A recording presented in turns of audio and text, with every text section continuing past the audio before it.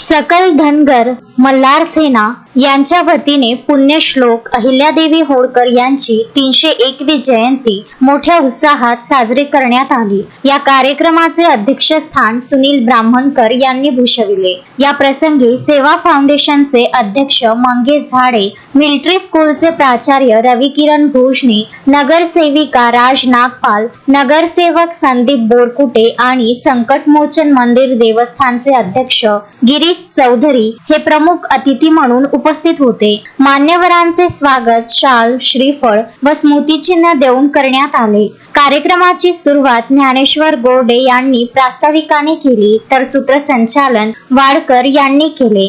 मुख्य वक्ते रविकिरण भोजने यांनी अहिल्यादेवींच्या जीवन कार्यावर व आदर्श प्रशासनावर प्रेरणादायी विचार मांडले। या प्रसंगी प्रतिमा पूजन, माल्यार्पण आणि जिजामाता भजन मंडळ, कठीण माता भजन मंडळ, गुंजन महिला बचत गटासह विविध सामाजिक, धार्मिक व महिला संघटनांच्या प्रतिनिधींचा सत्कार करण्यात आला। विविध सांस्कृतिक कार्यक्रमांनी रंगलेल्या या सोहळ्याची सांगता महाप्रसादाने झाली। शेवटी नीता ढगे यांनी उपस्थितांचे आभार मानले। कार्यक्रम यशस्वी करण्यासाठी सकल धनगर मल्हार सेनेच्या पदाधिकारी व कार्यकर्त्यांनी विशेष परिश्रम घेतले।